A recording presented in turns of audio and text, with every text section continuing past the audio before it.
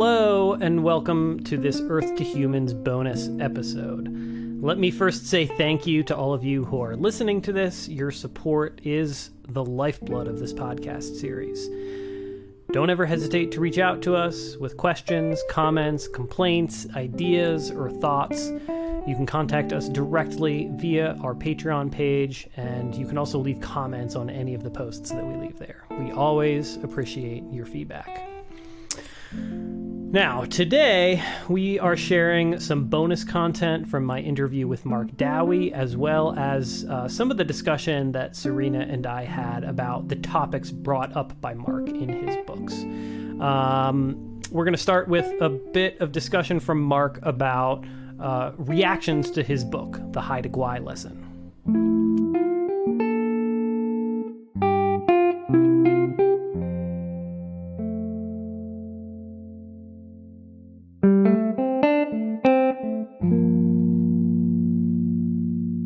You write the book and you've created the tool that then can be used to facilitate this much larger outreach campaign. I'm curious, like, how that's going, like what kind of reaction you've gotten from folks from other indigenous communities around the world. What have you seen happen? Well, the International Organization of Lawyers that are primarily interested in indigenous rights, I think they've all bought the book, but they certainly know about it. They've invited me to their conferences. They've studied the Haida strategy very, very carefully. Those people probably speak a total of maybe 20 languages, and the book has been translated into all of their languages. It was paid for by a guy I've raised money from in New York, and who also saw that the book, there's an organization, international organization called International Forum on Indigenous People, right? IFIP. He gave them a bunch of money to be sure that all of the members of their organization got at least one copy of the book. And I get feedback from them and from the even more so from the 300 international lawyers that are doing nothing but litigating for indigenous rights, that the book has been very useful, inspiring, helpful, both as a way to use as a teaching document for them to learn, but also for them to teach indigenous people the importance of timing and strategy, and breaking your strategy up into tactics and applying your tactics in the right order at the right time. So strategy is a big part of it. Of course, the law of the country that is hosting an indigenous nation is also very important. And that book, The Haida, of course, was only based using on Canadian and British Columbia law. So I tried to help this organization find ways to make the legal arguments as generic as possible so that they would be useful to people in all of the countries where they're working.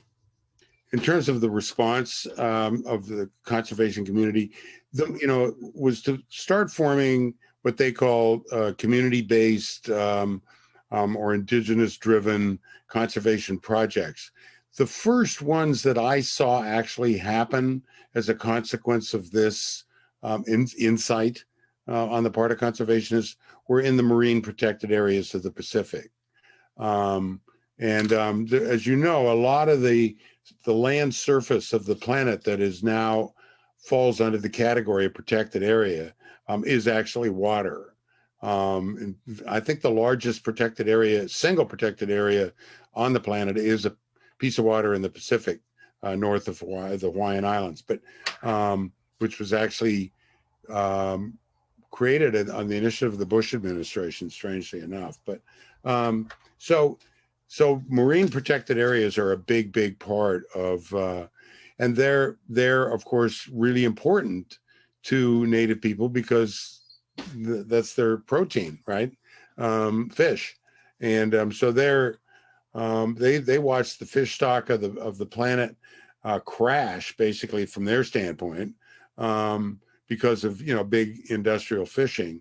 So they needed to protect their fishing grounds, their protein grounds, from big fisheries. So they did that by creating these large marine protected areas, and which they manage, and which they honor themselves. I mean, they're almost always, the regulation in them is restricted areas and restricted times, which they honor themselves.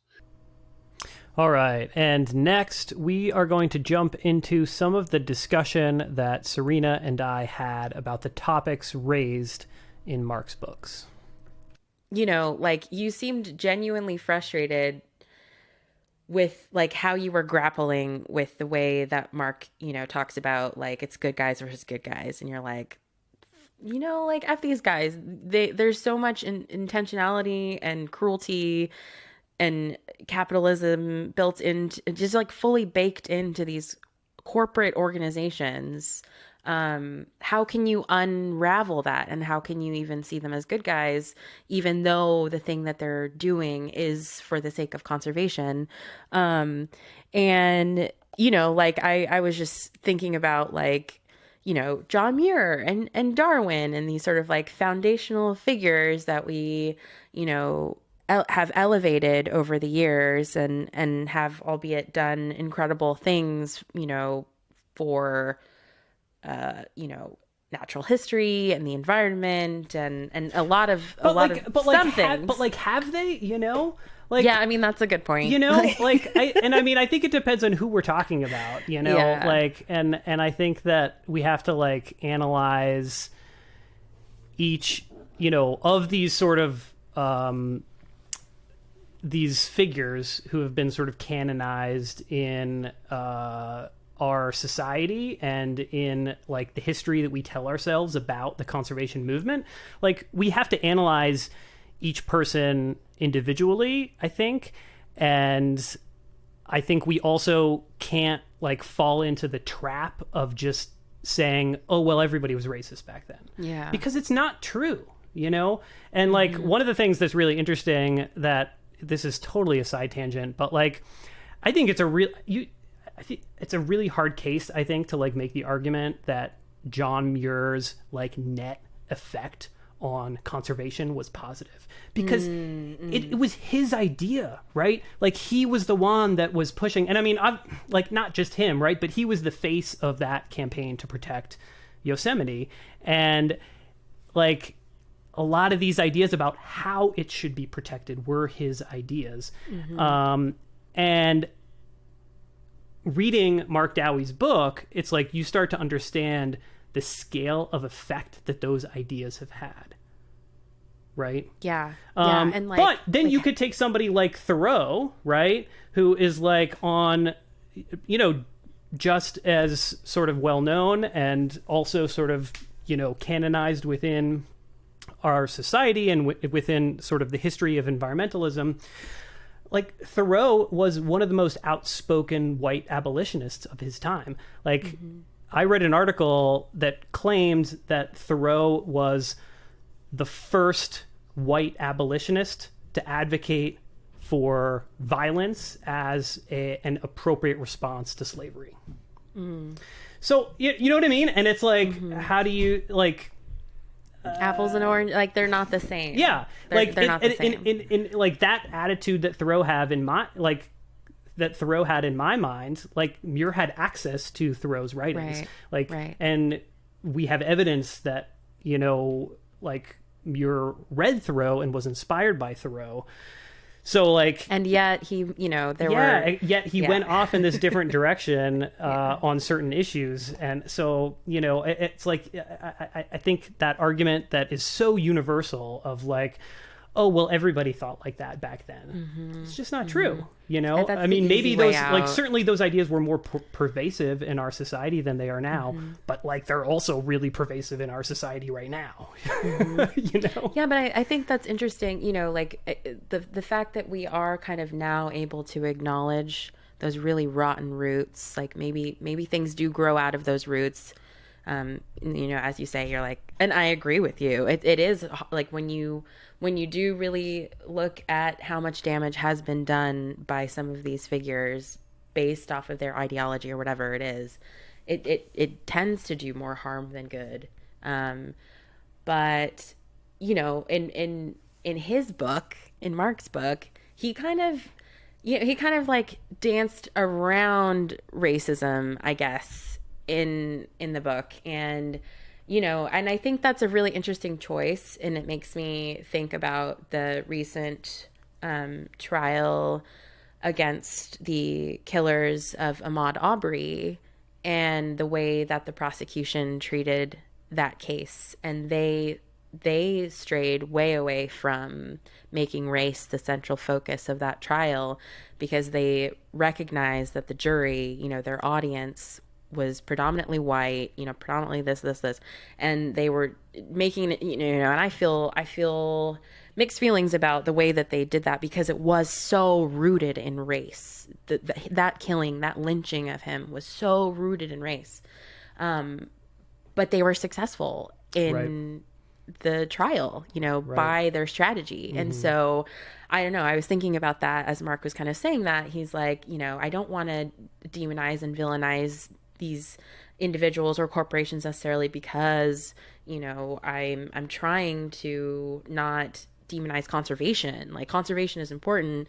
But I don't know. I wondered what you thought about that. Like, do you think that, you know, like maybe Mark's next book, or, you know, somebody else taking on kind of a more, you know, he's going through things with a fine-tooth comb, you know, historical documents and trying to get to the root of everything. But even more so, I guess, like really going through things with a lens of race. Yeah, it's such a tricky question, right? And I mean, I think like one of the examples that Mark brings up in the interview, and that like, well, so in his book, Conservation Refugees, Mark talks a lot about Peter Seligman, who was the founder of Conservation International and their CEO for many years. And that's CI. We talk about CI in the podcast. So just Conservation International. Yeah, totally. Listeners. That's a good call to make that distinction. So, yeah. And Peter Seligman in the book is kind of like the epitome of the sort of leader of one of these transnational, you know, environmental NGOs, who appears, at least if you like view his actions from the outside, appears to only care about one thing, which is fundraising, like raising enough, you know, like raising as much money for Conservation International as humanly possible, based on the assumption that like, well, Conservation International they're a conservation organization, like that, what they do is inherently good, right? Which obviously when you like pick apart the actual projects that they've done and that they've supported and some of the things that they've helped negotiate, like, is definitely not true that everything that they've done is inherently good, right? Mm-hmm. But Peter Seligman several years ago, like, left his position at Conservation International and founded a new nonprofit group whose sole mission is like indigenous rights in the service of conservation. Like, he did a 180, you know, but like, I don't think like if you were to ask Peter Seligman from like the 90s or the early 2000s, when he was running Conservation International and raising all of this money, and Conservation International was engaged in all of like numerous projects that resulted or would result in the dispossession of indigenous people all around the world. Like, if you were to ask him like any of these questions, like, I don't like he would have had the right answers. You know what I mean? Mm-hmm. Like, it's a really difficult question. And I mean, I think this gets to the heart of like a lot of the sort of like societal and cultural issues that like we face in America right now, right? Like, who deserves that label of racist? You know, like, is it just your actions, even if you're unaware that your actions are resulting in really horrible outcomes for people of color? Like, if you have good intentions, then are you not a racist? You know what I mean? Like, Right. And I can't tease that out, you know? Yeah. I mean, like, and I don't know, like, maybe he is deeply racist and maybe he knew about all of that shit going on and just did it anyways because, you know, like, there's no way to know, you know? Right. But based off of actions, you know, we have what we have, you know, and right. But like, if we base it off actions, then like Mark makes an interesting point because like he chose not to directly demonize those people, even though if you read his book, it is like, I walked away from reading that book, Conservation Refuge, and I was like, oh my God, Peter Seligman is a horrible person. Like, that's one of the things I took away from it, right? Well, that's what he was saying. That was, he's like, just read between the lines. I'm saying it without saying it. And I just wonder, like, is that enough or do we need to say it? No, I don't know. You know, I don't know. And I think it's still like, it's, you know, I mean, like Mark says, you know, I think it's still, I think we're still sort of waiting to figure out as like, okay, this guy, Peter Seligman, like we're just using him as an example since he's so featured so prominently in the book. Like, did he really do a 180? Like, is he really doing good things with his new nonprofit, or is it just with the right intentions? Right. Or is it just the right messaging? You know? Right. Or is it just that you got caught and called out and are now asking for forgiveness and, you know, exactly. You know, so because this issue has because again, he wrote this book, Conservation Refugees, over 10 years ago. And I think the main thing that's happened in that 10-year intervening period is all of these, he calls them bingos, right? The big five international environmental NGOs. All the bingos have changed their messaging, right? They're all saying the right things as far as indigenous rights and the connection between that and environmental issues. But that doesn't mean that they're all doing the right thing. And some of that, there are still examples and there are still there's still investigative reporting being done. I mean, just like last year, there was an investigative report that came out. I think it was BuzzFeed that released this, and it was, you know, like documenting how there are like WWF paid anti-poaching rangers who are given the authority to kill poachers who are just like, who are in this situation, right? These are people who were dispossessed from the lands that their people had always lived on to facilitate the creation of a protected area.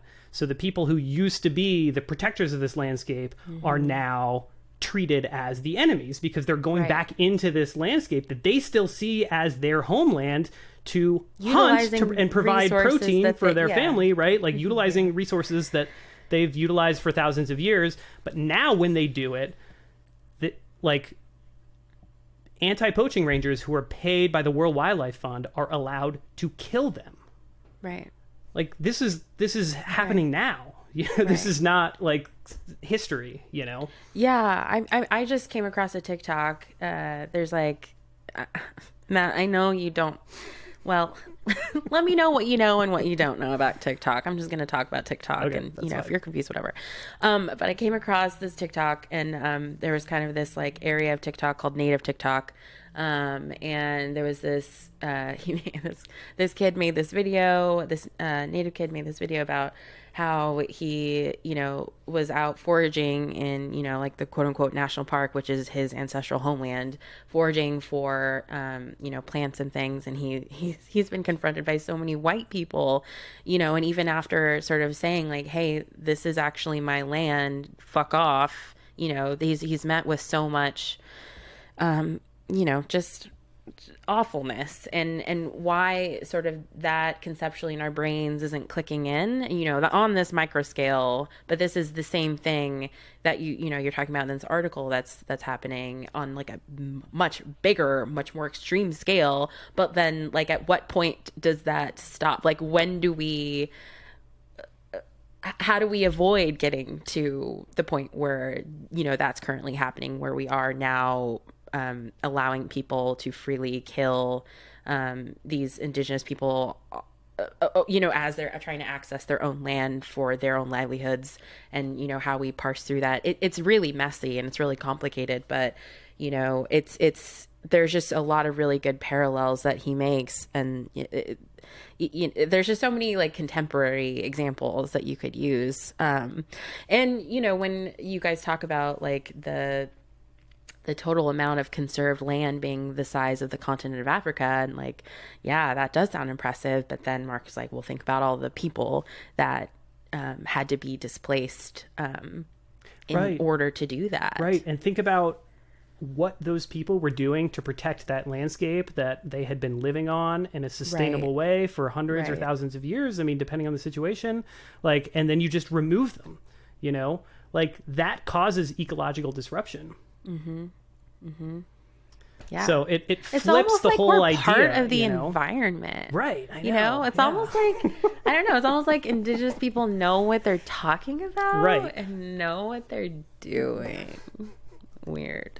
Anyway, but I just kind of to wrap up, I guess, like you kind of end on sort of the idea of the book itself being like a playbook for other indigenous communities on how to successfully reach sovereignty and reclaim sovereignty, I guess would be the better word. But I think that's just such a great, and he says he didn't expect it to really take off. He was expecting, like a handful of lawyers to utilize it as, canon for their fights, for,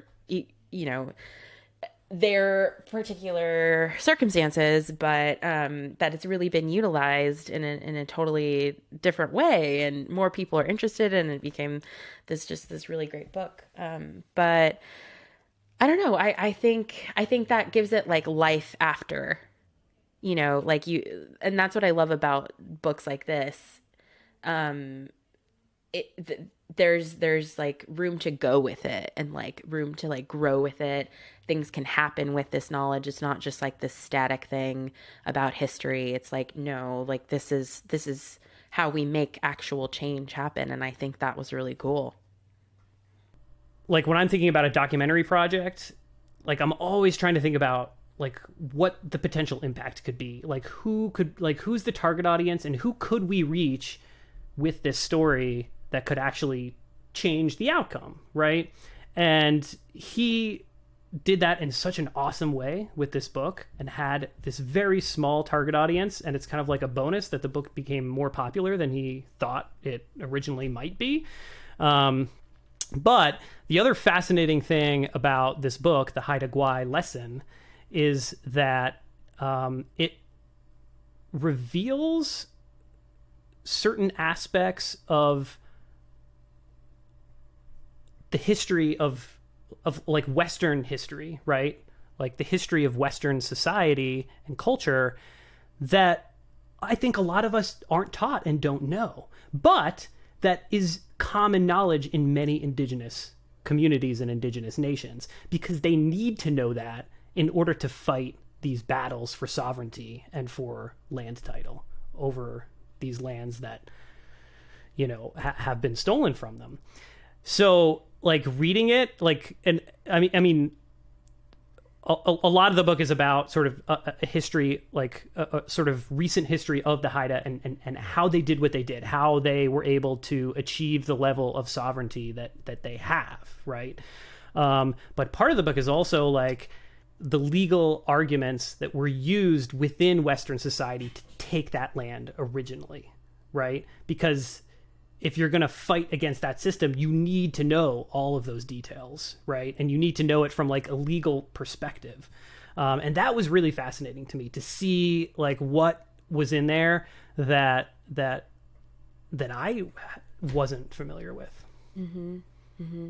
Yeah, almost like holding up a mirror, I guess, and using their own ridiculousness against them once you kind of read the fine print and realize like, oh, that's the reason, like that doesn't make any sense, or that's fucking racist, or you know what I mean, like all the reasons that might be at play in, you know, the foundation of why things are the way they are.